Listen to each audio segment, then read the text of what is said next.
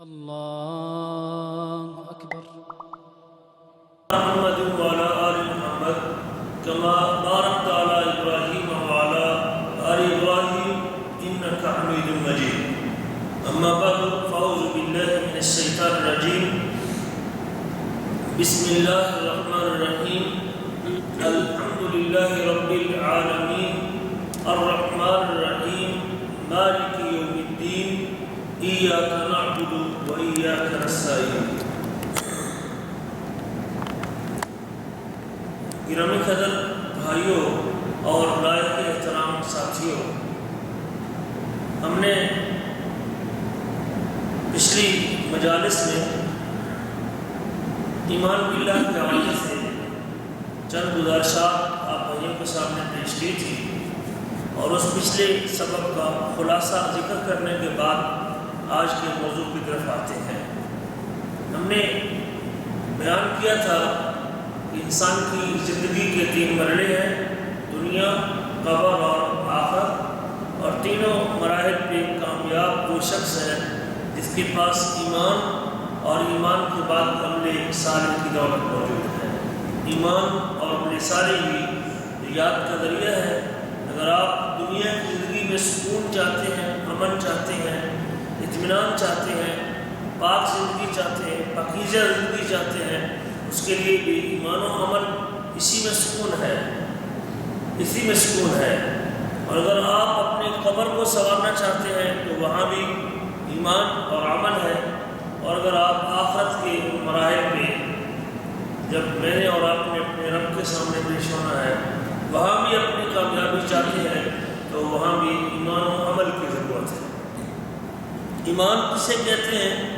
ہم نے تفصیل کے ساتھ اس موضوع کو بیان کیا کہ ایمان 6 چیزوں کا نام ہے: اللہ پر ایمان، فرشتوں پر ایمان، کتابوں پر ایمان، رسولوں پر ایمان، اچھی بری تقدیر پر ایمان، اور مرنے کے بعد دوبارہ اٹھنے پر ایمان۔ قرآن مجید میں سورۃ بقرہ میں، سورۃ النساء میں اللہ تعالیٰ نے ان ارکان کو تفصیل سے ذکر کیا ہے۔ اور میرے آپ کے نبی حضرت محمد رسول اللہ صلی اللہ علیہ وسلم نے بھی جب حضرت جبریل علیہ السلام نے آپ سے چند سوالات کیے تھے، ان سوالات کے جواب میں ایک سوال ایمان کے بارے میں تھا، اور پیارے حبیب صلی اللہ علیہ وسلم نے حضرت جبریل کے سوال کے جواب میں جب اس نے پوچھا کہ ایمان کے بارے میں خبر دیجیے، ایمان کسے کہتے ہیں، تو اللہ کے نبی نے جواب میں کتنی چیزیں بتائی تھی؟ جی 6 چیزیں بتائیں۔ سب سے پہلی چیز اللہ پر ایمان ہے، اور اللہ پر ایمان کے تقاضے بھی ہم نے آپ کے سامنے تفصیل سے ذکر کیے ہیں کہ اللہ پر ایمان کے 4 تقاضے ہیں۔ نمبر 1 اللہ کے وجود پر ایمان، نمبر 2 اللہ تعالیٰ کی ربوبیت پر ایمان، یعنی وہ اپنے کاموں میں اکیلا ہے، جو وہ کام کرتا ہے اکیلے کرتا ہے، اس میں اس کا کوئی شریک نہیں ہے۔ نمبر 3 اللہ تعالیٰ کے ناموں اور صفتوں پر ایمان کہ وہ اپنے ناموں اور صفتوں میں یکتا ہے، بے مثال ہے، اس کے ناموں اور صفتوں میں کوئی شریک نہیں ہے، اور ہم اس کے ناموں اور صفتوں کو بغیر کسی کیفیت کے اور بغیر کسی تعطل کے اور بغیر کسی تشبیہ کے اور بغیر کسی تعویل کے، جیسے اللہ نے اپنی کتاب میں اور رسول اللہ صلی اللہ علیہ وسلم نے اپنی زبان میں اللہ کے ناموں اور صفتوں کو ذکر کیا ہے، ہم اسی طرح اس کو مانتے ہیں۔ چوتھا اور آخری تقاضا یہ ہے کہ اس کائنات میں لائق عبادت، مستحق عبادت، عبادت کا حقدار، الہ برحق، معبود برحق صرف کس کی ذات ہے؟ صرف اللہ تعالیٰ کی ذات ہے۔ یہ 4 تقاضے ہیں ایمان باللہ کے۔ سب سے پہلا تقاضا اللہ کے وجود پر ایمان، ہم نے اس کو 4 قرائن سے ذکر کیا تھا۔ فطرت بھی کہتی ہے کہ اللہ کا وجود ہے، عقل بھی کہتی ہے کہ اللہ کا وجود ہے، حس بھی کہتی ہے اللہ کا وجود ہے، اور چوتھے نمبر پہ شریعت، یعنی جو اللہ نے کتابیں اتاری ہیں یا پیغمبروں کی زبانی جو تعلیمات اتاری ہیں، ان تعلیمات کا تقاضا بھی ہے کہ اللہ کا وجود ہے۔ یہ پہلا تقاضا ہے۔ اس سے جو ملحد ہے، کیمونسٹ ہے، منکر ہے اللہ کے وجود کا، جو داہریہ ہے، نیچری ہے، جو کہتا ہے کائنات خود بخود بن گئی ہے، اس کے باطل نظریے کی نفی ہوتی ہے، بلکہ عقل، حس، فطرت اور شریعت، یہ چار چیزیں اللہ کے وجود کی دلیل ہے، اور اللہ تعالیٰ موجود ہے۔ کہاں ہے جی؟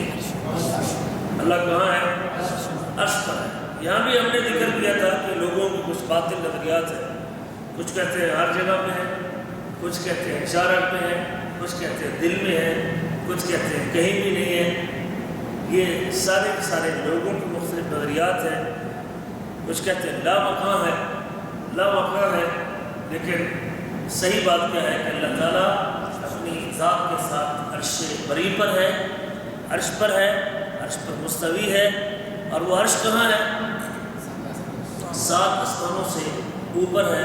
کتاب و سنت کے دلائل بھرے پڑے ہیں اس موضوع پر، لیکن ہم نے تفصیل کے ساتھ عقل، فطرت اور شریعت کے ذریعے آپ بھائیوں کو بات سمجھا دی تھی کہ اللہ تعالیٰ اپنی ذات کے اعتبار سے عرش بری پر ہے۔ ہم نے دوسرے تقاضے کے اوپر بھی گفتگو تفصیل کے ساتھ کی تھی کہ اللہ تعالیٰ اپنے کاموں میں اکیلا ہے۔ جب آپ کہتے ہیں آمنت باللہ، تو آپ اس بات کا اعتراف کرتے ہیں کہ اللہ تعالیٰ اپنے کاموں میں اکیلا ہے۔ اللہ تعالیٰ کو مفرد ماننا، اکیلا ماننا، افراد اللہ تعالیٰ فی افعالہ، اللہ تعالیٰ کو اس کے کاموں میں اکیلا ماننا، وہ اکیلے کام کرتا ہے، اس کے ساتھ اس کے کاموں میں کوئی شریک نہیں ہے، یہ وحدہ لا شریک ہے۔ ہم کو یہ جملہ آتا ہے کہ میں اللہ کو وحدہ لا شریک مانتا ہوں، لیکن یہ تفصیل لوگوں کے ذہنوں سے غائب ہے کہ کس میں وحدہ لا شریک مانتا ہوں۔ ہم اس کو ذات میں بھی وحدہ لا شریک مانتے ہیں، ہم اس کو اپنے کاموں میں بھی وحدہ لا شریک مانتے ہیں، یعنی وہ اپنے کاموں میں اکیلا ہے، اس کا کوئی شریک نہیں ہے، اور وہ اپنے ناموں اور صفتوں کے اندر بھی اکیلا، اس کا کوئی شریک نہیں ہے۔ کاموں میں ایک ہونے کا مطلب یہ توحید ربوبیت جسے آپ کہتے ہیں، ہم نے بھی اس کو تفصیل سے ذکر کیا تھا، آپ کو شاید یاد ہے کہ اگر آپ توحید ربوبیت کا خلاصہ ذکر کرنا چاہتے ہیں تو کم از کم 3 باتیں یاد رکھیں۔ یاد ہے کسی کو؟ جی، اللہ اپنے کاموں میں اکیلا ہے، رب ہے، پروردگار ہے، پالنے والا ہے۔ 3 لفظوں میں اس کا خلاصہ اگر آپ کر سکتا ہے۔ دیر ہوگی اصل میں درس دہراتے ہوئے بھی دیر ہوگی ہمیں۔ خلق، ملک اور تدبیر، اس پوری کائنات کا خالق کون ہے؟ اللہ ہے۔ اس پوری کائنات کا مالک کون ہے؟ اللہ ہے۔ اور اس پوری کائنات کے نظام کو چلانے والا کون ہے؟ اکیلا ہے۔ دوبارہ ذرا غور سے بس، اکیلا ہے، یہی آپ کہتے ہیں وہ وحدہ لا شریک ہے۔ اس پوری کائنات کے خلق کرنے، پیدا کرنے، وجود دینے اور بنانے میں بھی وہ اکیلا ہے اور اس کا کوئی شریک نہیں ہے۔ اس پوری کائنات کی ملکیت رکھنے میں بھی وہ اکیلا ہے، اس کا کوئی شریک نہیں ہے، اور اس پوری کائنات کے نظام کو چلانے میں بھی وہ اکیلا ہے، اس کا کوئی شریک۔ جب خالق کو اکیلا ہے، مالک کو اکیلا ہے، رازق کو اکیلا ہے، زندگی اور موت کا اختیار اس کے پاس ہے، ساری کائنات کی ملکیت اس کے پاس ہے، ہوا، پانی، سورج، چاند، زمین، آسمان، سمندر، دریا، درخت، زندوں اور مردوں پہ، ہر چیز پہ کنٹرول کس کا ہے؟ اللہ کا ہے۔ میرے اور آپ کے سانس بھی کس کے حکم سے چلتا ہے؟ اللہ کے حکم سے چلتا ہے۔ زمین سے انگوری کس کے حکم سے نکلتی ہے؟ اللہ کے حکم سے نکلتی ہے۔ آسمان سے پانی کس کے حکم سے اترتا ہے؟ اللہ کے حکم سے اترتا ہے۔ بادلوں کو کون چلاتا ہے؟ اللہ چلاتا ہے۔ سورج کو کون نکالتا ہے؟ اللہ نکالتا ہے۔ چاند کو کون نکالتا ہے؟ اللہ نکالتا ہے۔ رات اور دن کو کون لے کے آتا ہے؟ اللہ لے کے آتا ہے۔ جب یہ کام وہ اکیلے کرتا ہے تو اس کا تقاضا یہ ہے کہ عبادت کے لائق بھی صرف کس کی ذات ہے؟ مجھ پہ اور آپ پہ احسان کرنے والا، زندگی عطا کرنے والا، ساری نعمتیں عطا کرنے والا، زندگی کی ساری سہولتیں بخشنے والا، زندگی کی ساری ضرورتیں پورا کرنے والا وہ اکیلا اللہ ہے، تو پھر بندگی کے لائق بھی صرف۔ اور یہ آخری اور چوتھا تقاضا ہے کہ اللہ، اسی آپ کہتے ہیں اللہ لائق کی عبادت ہے، اللہ مستحق کی عبادت ہے، اللہ کے علاوہ کوئی عبادت کا حقدار، اس لیے کہ کوئی رب نہیں ہے، اس لیے کہ کوئی اور پالنے والا نہیں ہے، اس لیے کہ کسی اور کا سورج اور چاند پہ کنٹرول نہیں ہے، اس لیے کہ کوئی اور انگوری نکال سکتا نہیں ہے، اس لیے کہ کوئی اور پانی نازل نہیں کر سکتا، اس لیے کہ میرے سانس پہ کنٹرول صرف کس کا ہے؟ جب آپ اس ربوبیت میں، اس کو کاموں میں اکیلا مانیں گے، لا شریک مانیں گے، تو پھر یقینی طور پہ جب اس کی بندگی اور عبادت کی باری آئے گی تو پھر آپ کا ماتھا خود بخود اس کے سامنے جھک جائے گا، ماتھا کسی اور کی طرف جھکے گا۔ جھکے گا تب جب آپ کسی کو اختیار دیں گے، رزق کا اختیار دیں، زندگی کا اختیار دیں، اولاد کا اختیار دیں، پھر آپ اس کے سامنے جھکیں گے، اس کو سجدہ بھی کریں گے۔ قبر والے کو اگر آپ اختیار دیتے ہیں کہ بچے یہ پیدا کرتا ہے، چلو فل نہیں پیدا کرتا، اس کی سفارش سے پیدا ہوتا ہے، قبر والے کی سفارش سے بچہ پیدا ہوتا ہے، جب بچہ پیدا ہوگا تو آپ لازمی طور پہ اس کی قبر پہ جا کے نذرانہ بھی پیش کریں گے، اس کو ہدیہ بھی پیش کریں گے اور اس کو سجدہ بھی کریں گے۔ سورج جو پوجا کرتا ہے تو وہ سورج کے فائدے اور اس کی منفعت کو دیکھ کے کہ اتنا بڑا ہے، گرمی دیتا ہے، چمکتا ہوا ہے، اس لیے وہ آگ کو پوجتا ہے کہ یہ جلانے کی صفت کرتے ہیں۔ ہندو ہر نفع بخش چیز کو پوجتا ہے، جس میں فائدہ ہوتا ہے اس کو، گائے کو پوجتا ہے، جس سے اس کو جو چیز منافع بخش ہو اس کی پوجا کرتا ہے۔ اس لیے، اور میں نے تفصیل کے ساتھ یہ تینوں قسمیں آپ کو سمجھا دی تھی، جب تک آپ کی پچھلی تقاضوں کو آپ نہیں سمجھ پائے گا اس وقت تک آپ اللہ کی عبادت میں مخلص نہیں ہو سکتے۔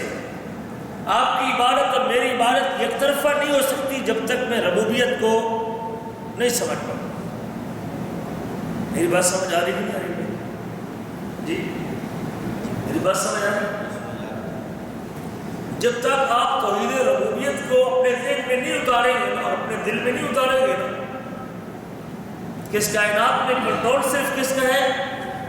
الا لہ الخلق والامر وَلَهُ الْحُكْمُ وَإِلَيْهِ تُرْجَعُونَ۔ حکم اللہ کے پاس، امر اللہ کے پاس، کنٹرول اللہ کے پاس، کسی اور کے پاس ہے؟ آپ کو نفی کرنی ہوگی۔ سورج کے پاس کنٹرول نہیں ہے، کائنات کا نظام سورج کے پاس نہیں، چاند کے پاس نہیں، دن کے پاس نہیں، رات کے پاس نہیں، کائنات کا نظام کسی نبی کے پاس ہے؟ خاموشی ہے، خیر ہے۔ کائنات کا نظام کسی نبی کے پاس ہے؟ نہیں۔ کسی ولی کے پاس ہے؟ نہیں۔ کسی کے پاس حضرت جبریل کے پاس ہے؟ کائنات کو چلانے والا اکیلا اللہ ہے، اس میں تبدیلی لانے والا اکیلا اللہ ہے، دن اور رات کو لانے والا اکیلا اللہ ہے، بادلوں کو چلانے والا اکیلا اللہ ہے، پانی کو اتارنے والا اکیلا اللہ ہے۔ جب تک آپ ان اختیارات کو صرف ایک اللہ کے لیے نہیں مانیں گے تب تک الوہیت میں آپ اپنا دامن صاف نہیں کر سکتے۔ جتنا آپ کو فساد ملے گا، بگاڑ ملے گی الوہیت کے اندر، عبادت کے اندر، لوگ مخلوق کی عبادت کرتے ہیں، سورج کی، چاند کی، قبر کی، انسان کی، نبی کی، ولی کی، اس وقت تک وہ عبادت نہیں چھوٹ سکتی جب تک آپ یہ اعتراف نہیں کریں گے کہ اس کائنات کے نظام کو چلانے والا اکیلا اللہ ہے اور اللہ کے علاوہ کوئی اس کے کام میں شریک۔ جب آپ احسان دو طرفہ مانیں گے تو پھر پوجا بھی دو طرفہ ہو۔ تو آپ کو فائدہ اللہ بھی دیتا ہے اور فائدہ یہ شخص بھی دیتا ہے۔ اس وقت آپ اللہ کا بھی شکریہ ادا کریں گے اور شخص کا بھی، اب وہ خبر والا ہو، اب وہ گائے ہو، اب وہ مورتی ہو، اب وہ سورج ہو، کوئی بھی ہو مخلوق، وہ اللہ کا نبی ہو، اس لیے میرے عزیزوں، اگر آپ اپنی توحید سے، عقیدہ توحید اور ایمان باللہ سے میں لطف اندوز کیوں نہیں ہوتا؟ خرابی ہے نا اصل میں اللہ سے جڑا ہوا ہوں۔ مجھے یہ احساس جب بندے میں بیدار ہو جائے کہ ساری کائنات کی تمام قسم کے کنٹرول کس کے پاس ہے، پھر دیکھیں گے لوگوں کا اللہ کی طرف رجوع کیسے ہے، اس کے سامنے جھکنا کیسے ہے، اس کا سجدہ کتنا لمبا ہوتا ہے، اس کے سامنے جھکنے میں اس کو مزہ کتنا آتا ہے، پھر وہ سب کچھ سے غافل ہے، اس لیے اس کو پتہ ہے کہ میرے سامنے کام کرنے والا کون ہے۔ یہ بھی ہم نے تفصیل کے ساتھ پچھلے درسوں میں ذکر کیا تھا، میں نے خلاصے کے دور پہ کافی دیر ہو گئی ہے، اس کو دوبارہ دوہرا دیا ہے۔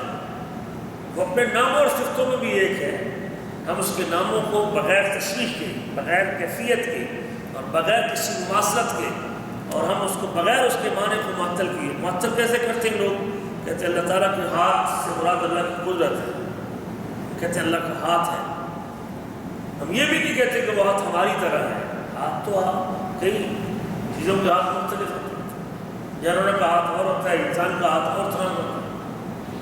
اس کا مطلب نہیں اگر ہاتھ مانتے ہیں اس لیے مطلب وہ ہاتھ ہماری طرح کا ہاتھ ہے۔ اللہ کا ہاتھ ہے، ہمارا ایمان ہے۔ اللہ نے کہا ہے کہ ہاتھ ہے، ہمارا ایمان ہے۔ نبی کریم نے کہا ہے کہ ید اللہ، اللہ نے کہا ید اللہ فوق ایدیہم، نبی کریم نے کہا ہے کہ اللہ کا ہاتھ ہے۔ والذی نفسی بیدہ، مجھے اس ذات کی قسم جس کے ہاتھ میں میری، ہمارا ایمان ہے کہ اللہ کا ہاتھ کیسے ہے، اللہ بہتر ہے۔ ہم اس کی کیفیت میں تشبیہ نہیں دیتے، اس کو اس ہاتھ کی طرح ہاتھ نہیں کہہ سکتے۔ لیکن اگر آپ کہہ رہے ہیں ہاتھ ہی نہیں ہے، قدرت ہے، اس کا مطلب ہے پھر بھی آپ نے معطل کر دیا، تعویل کر دیا، معنی بدل دیا۔ اس لیے یہ بھی یاد رکھیں، یہ بھی توحید کی ایک قسم ہے۔ اللہ پر ایمان کے تقاضوں میں سے ایک تقاضا ہے۔ آخری اور چوتھا تقاضا یہ ہے کہ جب رب وہ ہے، پالنے والا وہ ہے، مالک وہ ہے، خالق وہ ہے، رازق وہ ہے، سورج چاند پہ کنٹرول اس کا ہے، رات اور دن اس کے اختیار میں ہے، پانی اور ہوا اس کے اختیار میں ہے، تو پھر بندگی کہاں؟ لا معبود بحق الا اللہ، لا الہ الا اللہ۔ اللہ نے پہلے نفی کروائی ہے، سورج الہ نہیں، چاند الہ نہیں، آگ الہ نہیں، انسان الہ نہیں، نبی الہ نہیں، ولی الہ نہیں، قبر والا الہ نہیں، گائے الہ نہیں، لات الہ نہیں، عزا الہ نہیں، کائنات کی کوئی چیز الہ۔ یہ آپ کلمے میں اعتراف کرتے ہیں، صبح شام کرتے ہیں، پہلے آپ نفی کرتے ہیں کہ لا الہ الا اللہ، نہیں ہے کوئی معبود سوائے، کیا الہ نہیں ہے؟ لوگ تو پوجا کرتے ہیں، لوگوں کے الہ بھی ہے، ہاں لوگوں کے نزدیک وہ الہ ہے، لوگ اپنے نظریے کے مطابق ان کو الہ کہتے ہیں، لیکن ان کا الہ ہونا برحق ہے جی نہیں۔ لوگ ان کو الہ مانتے ہیں، باطل معبود تو ہو سکتے، وجود ہے کہ نہیں، معبودوں کا وجود ہے کہ نہیں، آپ وجود کی نفی نہیں کر سکتے۔ لوگ سورج کو پوجتے ہیں، اس کو الہ بھی کہتے ہیں، لوگ گائے کو پوجتے ہیں، اس کو الہ بھی کہتے ہیں، لوگ قبر کو پوجتے ہیں، اس سے ڈرتے بھی ہیں، قبر والے سے، اس سے مدد بھی لیتے ہیں، سجدہ بھی کرتے ہیں، رکوع بھی کرتے ہیں، جانور بھی چڑھاتے ہیں اس کی رضا اور خوشنودی کے لیے۔ لوگ معبود مانتے ہیں، کیا وہ برحق ہے، حق ہے یا باطل ہے؟ باطل۔ معبود برحق کون ہے جی؟ اکیلا۔ میرے عزیزو، برحق عبادت صرف اللہ کی ہے۔ لوگوں کے معبود بھی ہیں، لوگ ان کی عبادت کرتے بھی ہیں، لوگ ان کو اپنے نظریے کے مطابق الہ کہتے بھی ہیں، لیکن ان کو الہ کہنے سے یا ان کی پوجا کرنے سے ان کی الوہیت ثابت ہوتی۔ اب کہہ سکتے ہیں کہ وہ باطل کیوں ہے اور یہ برحق کیوں ہے؟ جب یہ فرق آپ کو سمجھ آ جائے گا تو پھر اس وقت بات بن جائے۔ یہ معبود باطل کیوں ہے اور وہ معبود برحق کیوں ہے؟ فرق بتا سکتا ہوں میں سے؟ اس لیے کہ بھائی پیدا کرنے والا ہے. احسنت، اللہ آپ کی عمر برکت دے. زبردست. وہی آپ اگر ان معبودوں کو باطل کہتے ہیں تو کیوں، اور اس کو برحق کہتے ہیں تو کیوں؟ اور یہ باطل اور برحق، حق اور باطل کا یہ فرق اس وقت تک سمجھ نہیں آ سکتا جب تک آپ توحید ربوبیت کو نہیں سمجھ سکتے. آپ کہتے ہیں یہ ہندو اگر گائے کی پوجا کر رہا ہے یہ باطل ہے. کیوں باطل ہے؟ وہ کہہ سکتا ہے میرا معبود ہے، مجھے یہ رفع دیتی ہے، مجھے فائدہ دیتی ہے. ٹھیک، آپ کہتے ہیں باطل ہے. آپ کہتے ہیں اس کی عبادت حق ہے، اس کی عبادت حق ہے. وہ کہتا ہے کیا دلیل ہے؟ جی اس کو کسی نے کس نے بنایا، اس کو کسی نے پیدا کیا، بنایا اللہ. ٹھیک ہے، بہت اچھا جواب ہے بھائی کا. ہم کہیں گے کہ یہ مخلوق ہے اور وہ خالق ہے. اس کو کوئی بنانے والا نہیں ہے، وہ خالق ہے اور اس کو بنایا گیا ہے. ہم کہیں گے کہ اس کے پاس اختیار نہیں ہے، نہ سورج پہ، نہ چاند پہ، نہ زمین پہ، نہ آسمان پہ، نہ پانی پہ، نہ بادل پہ، کائنات کی کسی چیز پہ اس کو اختیار. لہذا اس کو الہ ماننا باطل ہے. اور یہ اختیارات صرف کس کے پاس ہے؟ جی صرف اللہ کے پاس. پالنے کا اختیار، زندگی کا اختیار، سانس کا اختیار، رزق کا اختیار، پانی کا اختیار، نفع کا اختیار، نقصان کا اختیار صرف کس کے پاس ہے؟ یہ ربوبیت ہے میرے عزیزو. حق و باطل کا فرق اس وقت تک آپ اس قبر والے کی عبادت کو باطل نہیں کہہ سکتے اور اللہ کی عبادت کو برحق اس وقت تک نہیں کہہ سکتے جب تک آپ یہ نہیں سمجھیں گے کہ ربوبیت کیا ہے. اور اللہ نے اپنی کتاب میں ذکر کیا 20 مقام پہ آپ کو یہ ملے گا قرآن مجید میں. اللہ تعالیٰ نے اپنی عبادت کو جب ذکر کیا کہ میں لائق عبادت ہوں، میں معبود ہوں، یہ عبادت تم نے میرے لیے کرنی ہے. اور آگے اللہ تعالیٰ نے ربوبیت کے کئی کام گنوائے ہیں کہ یہ کام چونکہ میں کرتا ہوں لہذا عبادت کا حق، اور میرے علاوہ یہ کام کوئی اور یاد رکھیں کہ وہ اپنے کاموں میں اکیلا ہے، اس کا کوئی شریک. یہ بات سمجھ آ رہی کہ نہیں آ رہی؟ وہ اپنے کاموں میں اکیلا ہے، اس کا کوئی شریک. جب تک آپ اپنا پچھلا حصہ کلیئر نہیں کرتے اس وقت تک اگلا حصہ کلیئر. جب آپ اس کے کاموں میں کسی کو شریک کریں گے، جب بندگی اور الوہیت کی باری آئے گی، شکریہ کی باری آئے گی، تو پھر آپ اس کو بھی ساتھ اس کا بھی شکریہ ادا کریں گے جس کو آپ نے اس کے کام میں شریک. بے شک 1% شریک کریں، 2% شریک کریں، 5% شریک کریں، 50% شریک کریں. جتنا آپ شریک کریں گے اتنا آپ اس کا شکریہ ادا، اس کو سجدہ بھی کریں گے، اس کے نام کی نظر و نیاز بھی دیں گے، اس کی قبر پہ بھی جائیں گے. آپ کو پتہ ہے کہ چونکہ یہ کام اکیلے اللہ نے نہیں کیا، یہ دونوں مل کے کیا، خالق مخلوق نے مل کے کیا، تو اس وقت آپ دونوں کے شکر گزار. اس لیے میرے عزیزو اگر آپ حق و باطل میں فرق کرنا چاہتے ہیں کہ یہ باطل ہے اور یہ حق ہے، تو پھر اس وقت توحید ربوبیت کو سمجھنا پڑا. اور اللہ نے 20 مقام میں ایک آیت شروع میں پڑھی تھی، آپ کو یاد ہے سورۃ فاتحہ جس کو آپ 24 گھنٹے پڑھتے ہیں، اسی چیز کو اللہ نے اعوذ باللہ من الشیطان الرجیم بسم اللہ الرحمن الرحیم الحمد للہ رب العالمین. الحمد للہ، تمام قسم کی تعریفات کس کے لیے؟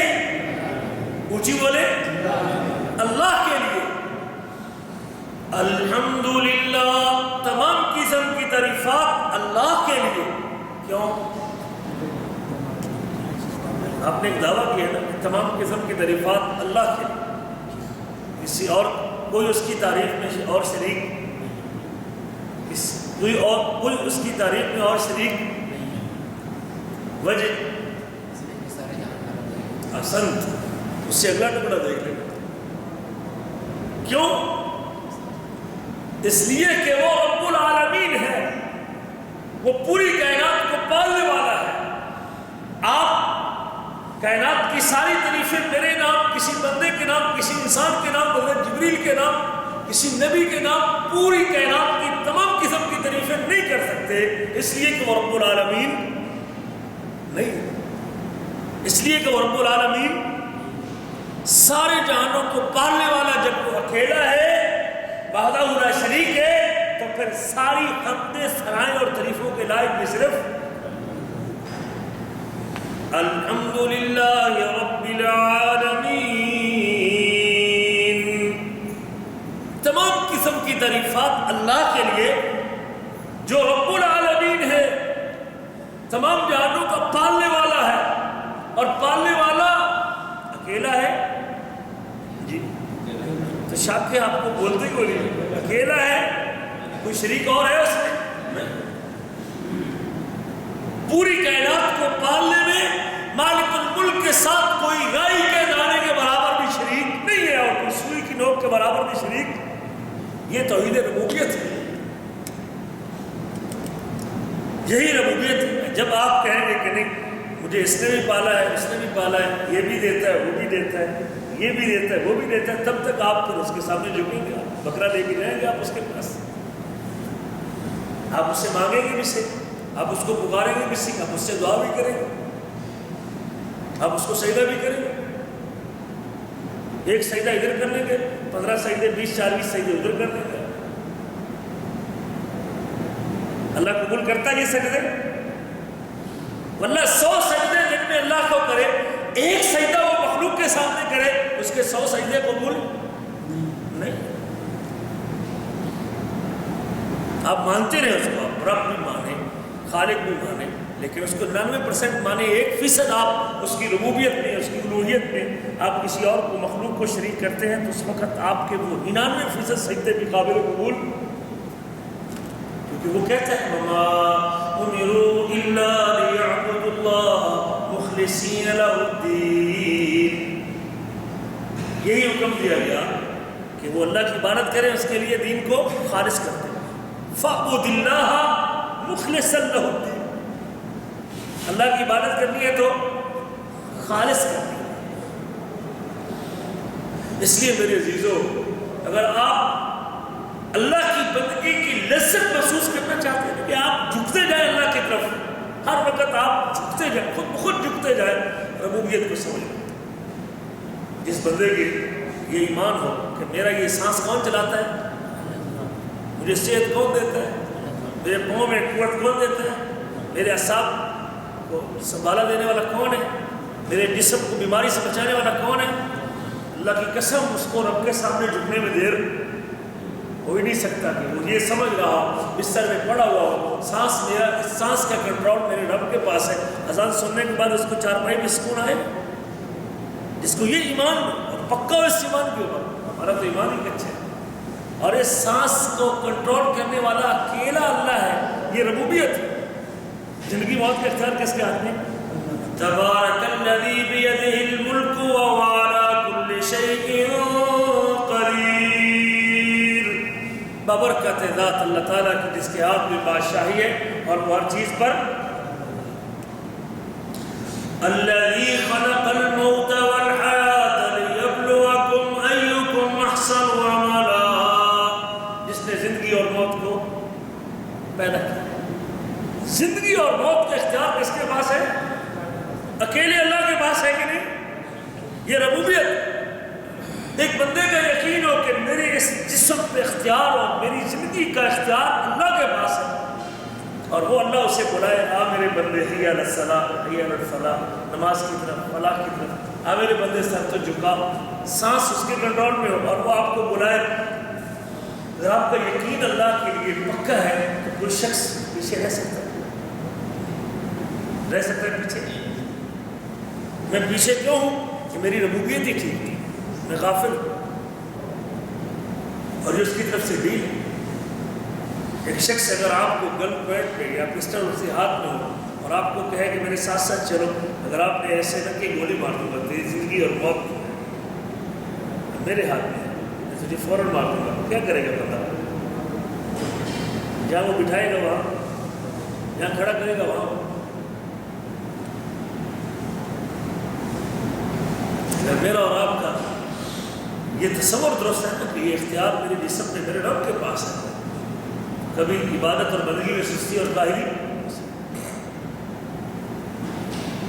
عبادت کا حق صرف اللہ کے پاس ہے۔ الحمدللہ رب العالمین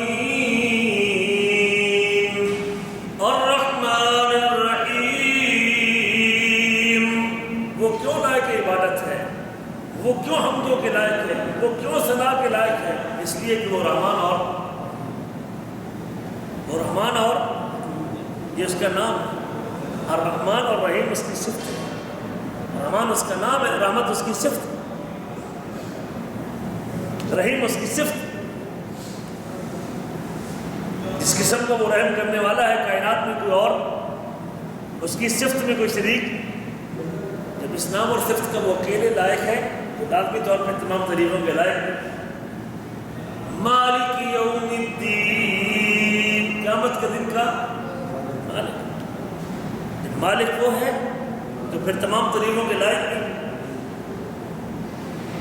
اس لیے میرے بھائیوں بار بار میں اسی نقطے پہ زور دیتا ہوں، آپ اللہ کی ربوبیت کو سمجھیے اور اس کو اپنے اندر اتاریے اور اس کو 24 گھنٹے یاد رکھیے۔ یہ رزق میں جو لے کے آتا ہوں یہ کس کی توفیق سے ملا ہے؟ اللہ کی توفیق سے۔ میری کوئی ہمت و طاقت نہیں۔ میرے آپ کے نبی صبح و شام کھانا کھاتے تھے، الحمدللہ الذی اطعمنی ھذا ورزقنی من غیر حول منی ولا قوہ۔ تمام قسم کی تعریفات اس اللہ کے لیے جس نے مجھے کھلایا ہے، جس نے مجھے رزق دیا ہے، اس میں میری کوئی ہمت و طاقت نہیں۔ رزق دینے میں میری کوئی ہمت و طاقت نہیں، اس رزق کے آنے اور پیدا کرنے میں میری کوئی ہمت و طاقت نہیں، مجھ تک آنے میں اس میں میری کوئی ہمت و طاقت نہیں ہے۔ یہ کون دینے والا ہے؟ جب آپ کہیں گے کہ دینے والا وہ اکیلا ہے تو پھر شکریہ کے لائق نہیں۔ اگر آپ لذت لینا چاہتے ہیں عبادت کی، لطف اندوز ہونا چاہتے ہیں اللہ کی عبادت سے، شوق پیدا کرنا چاہتے ہیں اللہ کی بندگی اور عبادت کا کہ لائق عبادت صرف اس کی ذات ہے، آپ اپنے اوپر ربوبیت کے حوالے سے اللہ کی توحید ربوبیت کو یاد رکھیں کہ وہ اکیلا ہے۔ اور اللہ نے جب بھی اللہ نے اپنی کتاب میں پہلے مقام پہ اگر اپنی بندگی عبادت کا حکم دیا ہے تو آگے دلیل کے طور پہ کہ میں کیوں عبادت کا تمہیں حکم دیتا ہوں، اپنے سامنے جھکنے کا کیوں حکم دیتا ہوں، سجدے کا کیوں حکم دیتا ہوں، طواف کا کیوں حکم دیتا ہوں، صدقہ خیرات کا اپنے نام پہ کیوں حکم دیتا ہوں، اپنے نام پہ مال قربان کرنے کا کیوں حکم دیتا ہوں؟ اس لیے کہ تمہاری زندگی اور موت اور تمہیں پیدا کرنے کا اختیار کس کے پاس ہے؟ دیکھ لیں آپ، یا ایھا الناس اعبدوا ربکم، وہ لوگوں اپنے رب کی، تمہارا رب ہے تم اس کی، اللہ نے کافروں کو بھی کہا وہ تمہارا رب ہے، اللہ نے مومنوں کو نہیں کہا صرف یا ایھا الناس، لوگوں اعبدوا ربکم، اس لیے کافروں کو بھی پتہ ہے کہ رب کون ہے، ہوئی ہے، اور رب ایک ہی ہے۔ دو جب رب ایک ہے کائنات میں تو عبادت بھی کس کی ہوگی؟ ایک کی ہوگی۔ یا ایھا الناس اعبدوا ربکم الذی خلقکم والذین من قبلکم لعلکم تتقون، لوگوں عبادت کرو اپنے رب کی۔ کون ہے رب؟ کون ہے رب؟ جس نے تم کو، اللہ نے عبادت کا حکم دیا، اپنے سامنے جھکنے کا حکم دیا، رکوع کا حکم دیا، مال قربان کرنے کا حکم دیا، روزے کا حکم دیا، زکوٰۃ کا حکم دیا، طواف کا حکم دیا، دعا کا حکم دیا، سجدے کا حکم دیا۔ یہ عبادت ہے نا سر، عبادت ہے نا بھی کیوں میری عبادت کیوں کرو تم؟ کہ میں تمہارا یا ایھا الناس اعبدوا ربکم الذی خلقکم والذین من قبلکم لعلکم تتقون، تم کو بھی پیدا کیا، تم سے پہلے لوگوں کو بھی پیدا کیا تاکہ تم بچ جاؤ۔ بچاؤ کا راستہ ایک ہی ہے کہ اس کی بندگی کی جائے۔ وہ کیوں بندگی کے لائق ہے کہ وہ تمہارا خالق ہے اور وہ تمہارا مالک ہے۔ تمہارے تمام معاملات کو کنٹرول کرنے والا کون ہے؟ وہ اللہ ہے، اور اس کنٹرول میں اکیلا ہے کہ نہیں؟ اکیلا ہے کہ نہیں؟ اس کا کوئی شریک ہے؟ لہٰذا اس کی عبادت میں بھی کوئی شریک ہونا چاہیے نہیں ہونا چاہیے؟ وہ کون ہے؟ الذی جعل لکم الارض فراشا، جس نے زمین کو تمہارے لیے، والسماء بناء، اور آسمان کو چھت پر، زمین بچھانے میں اکیلا ہے کہ نہیں؟ یہ اس کا کام ہے، یہ ربوبیت ہے، یہ اس کا کام ہے۔ جب تک آپ اس کام میں اس کو وعدہ والا شریک نہیں مانیں گے تب تک، جب آپ کہیں گے یہ زمین بابا جی نے دی ہے مجھے، تو آپ شکریہ بھی کس کا ادا کریں؟ یہ بابا کا کرم ہے کہ یہ ساری زمین اور یہ مال اور یہ گھر اور یہ کوٹھی نظر آ رہی ہے نا، یہ بابا جی کا کرم ہے، تو پھر آپ شکریہ بابا جی کا بھی ادا کریں۔ آپ کہیں گے 90% 10% بابا جی کا اختیار ہے اور 90% اوپر والے نے دیا ہے، تو پھر آپ 10% شکریہ نیچے والے کا ادا کریں گے، 90% ہمارے 100% نیچے والے کا ادا کرتے ہیں، اوپر والے کی نظر میں چھٹی کریں۔ یہ خرابی میرے عزیزو، یہ ایمان باللہ کو نہ سمجھنے کی یہ گڑبڑ ہے اس وقت ہمارے معاشرے میں۔ اور اللہ تعالیٰ کہتے ہیں کہ جب پیدا کرنے کا ٹوٹل اختیار میرے پاس ہے تو پھر بندگی کا حق بھی صرف تمہیں پیدا کرنے کا، تم سے پہلے لوگوں کو پیدا کرنے کا، زمین کو بچھانے۔ الذی جعل لکم الارض فراشا والسماء بناء، اور آسمان کو چھت، وانزل من السماء ماء، اور آسمان سے کیا اتارا؟ اکیلے ربوبیت ہے نا، پانی اتارنا صرف کس کا کام ہے؟ اور یہ ایمان باللہ کا تقاضا ہے، اللہ تعالیٰ کو اس کے کاموں میں ایک ماننا، اس کو اپنے کاموں میں اکیلا، اس کا کوئی شریک، یہ ربوبیت۔ جب اس کو زمین بچھانے میں، پانی اتارنے میں، آسمان کو چھت بنانے میں اکیلا مانیں گے تو پھر بندگی بھی صرف،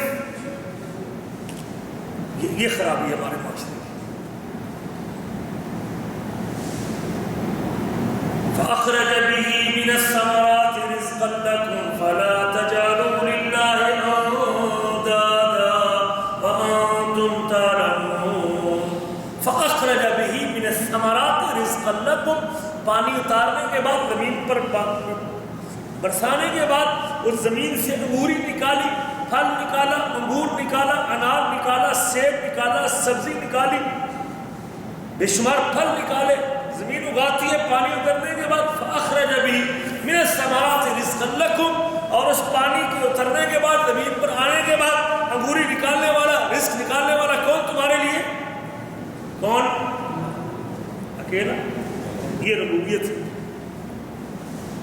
وہ اپنے کاموں میں اکیلا ہے، جب وہ کاموں میں ایک ہے تو پھر بندگی کے لائق۔ یہ کام کسی اور کے اختیار میں ہے؟ کسی نبی کے اختیار میں ہے؟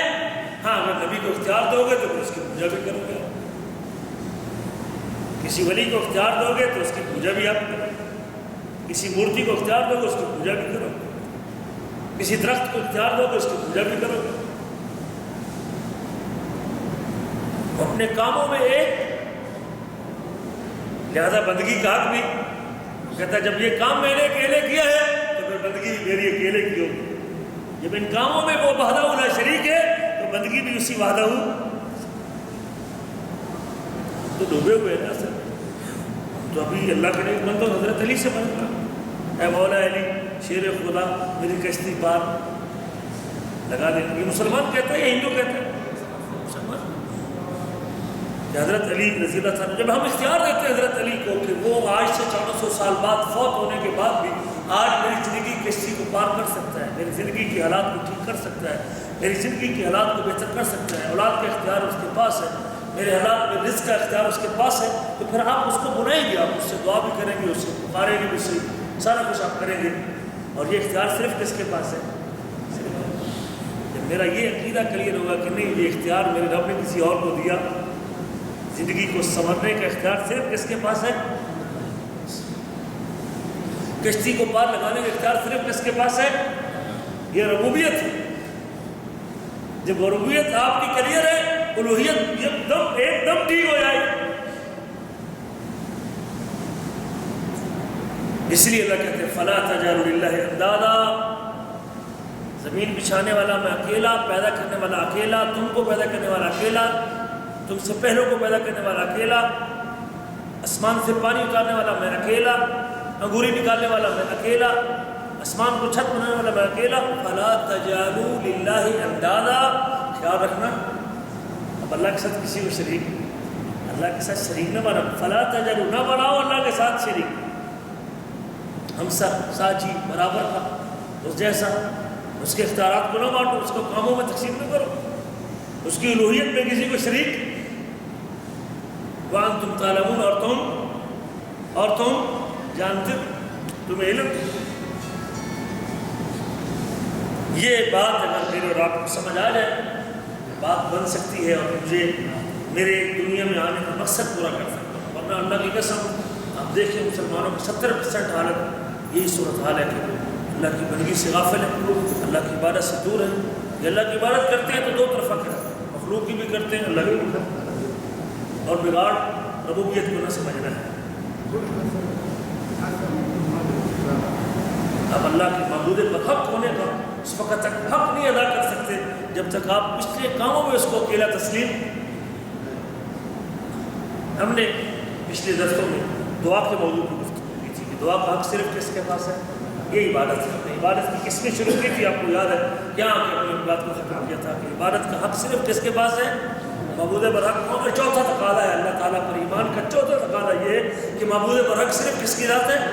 اللہ کی، صرف اللہ تعالیٰ کی ذات ہے۔ اور پھر ہم نے اس کی قسمیں آپ کو گنوائی تھی کہ سب سے پہلی قسم اللہ سے یاد ہے کسی عبادت کی پہلی قسم،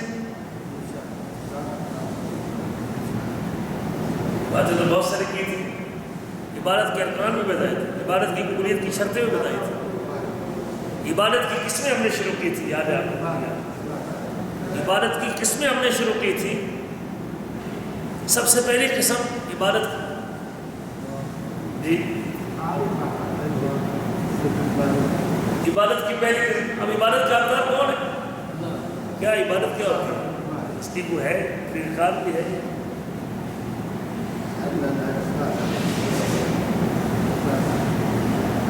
کیوں میں آپ یہ سمجھتے ہیں عبادت کا حق صرف اللہ کے پاس ہے، لیکن عبادت کیا ہوتی ہے؟ عبادت کے ضمن میں کیا چیزیں آتی ہیں؟ عبادت کے زمرے میں کیا چیزیں آتی ہیں؟ عبادت میں کون کون سی چیزیں شامل ہیں یہ مجھے پتہ نہیں ہے، تو مجھے بتائیں میں اللہ کی عبادت کا حق ادا کر سکتا ہوں؟ قطعاً۔ اور یہی ہمارا مسئلہ ہے۔ کام عبادت کا ہوتا ہے، میں کرتا ہوں مخلوق کے لیے، کام عبادت کا ہوتا ہے اوپر والے کے لیے، کام عبادت کا ہوتا ہے میں درخت کے سامنے کرتا ہوں، کام عبادت کا ہوتا ہے میں سورج کے سامنے کرتا ہوں۔ اس کی وجہ کیا ہے کہ مجھے عبادت کا پتہ ہی، عبادت کے ذمن میں کون کون سی چیزیں آتی ہیں۔ اگلے درس میں اگر زندگی رہی تو انشاءاللہ ہم عبادت کی قسموں کے حوالے سے دوبارہ دعا سے اپنے موضوع کو شروع کریں گے تاکہ آپ کو اختصار کے ساتھ دعا اور پھر اس کے بعد باقی ضمن عبادت کے ضمن میں جو چیزیں آتی ہیں۔ عبادت کا حق کون رکھتا ہے؟ جی کیوں؟ کیوں؟ اس سوال کا جواب بھی دیں کیوں؟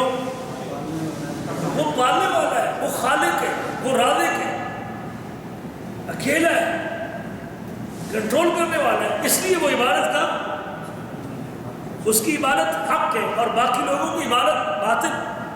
اس کی عبادت حق ہے، سورج کی عبادت باطل ہے، اس کی عبادت حق ہے، چاند کی عبادت باطل ہے، اس کی عبادت حق ہے، کسی نبی کی عبادت جی باطل نہیں کر سکتے، کسی پیغمبر کی عبادت نہیں کر سکتے۔ عبادت صرف کس کی؟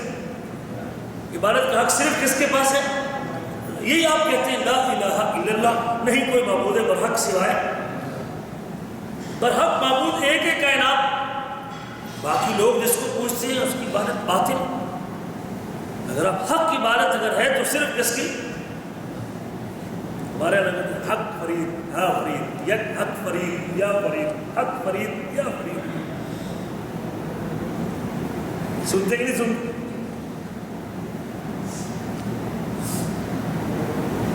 اور ہم مسلمان ہیں، کلمہ گو ہے، اور ہم کہتے بھی ہیں کہ عبادت کا حق صرف کون رکھتا ہے، اور ہم جب عبادت اس کی بھی کر رہے ہیں، فرید کی بھی کر رہے ہیں، یا فرید حق فرید یا فرید حق فرید، فرید تو حق ہے۔ ہم فرید کو کہتے بھی ہیں کہ اللہ تعالیٰ کا صورت میں آیا ہے، اوپر سے فرید ہے اندر اللہ ہے، یہ بھی ہمارا عقیدہ ہے مسلمانوں کا۔